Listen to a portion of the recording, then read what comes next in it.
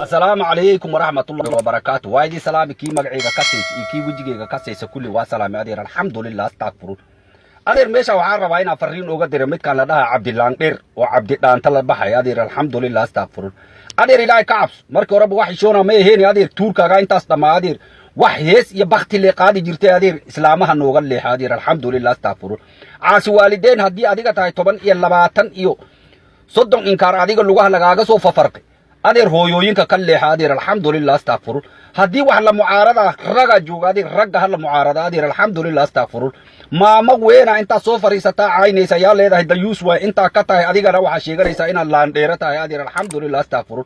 أدير هدي أديقا اللان كاغا بساس أهبتو وساس أديري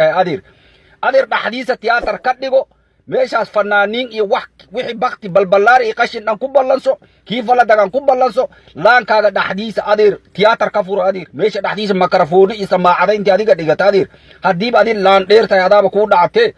laankaaga dheer adeer tiyaatar ka dhigo ooga leex umada kala wuxuuda waxaan adiga hadalkaaga iska gafaayo oo markii horeba meesha uma soconi waa li yeereen ma hilaac nin la dhaha yeereen inta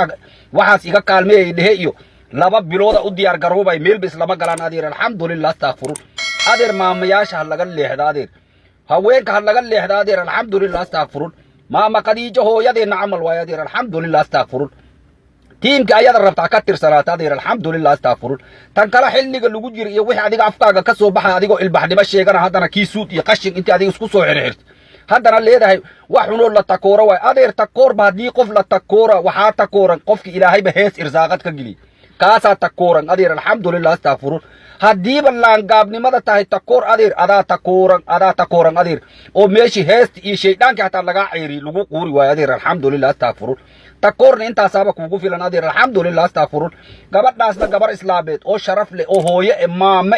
او عزي اي شرف اكتين كمدن واي أدير هوية نيكي كساي او بقرع هنا نفهم أدير وحاس أدير الحمد لله استغفرون هوية ده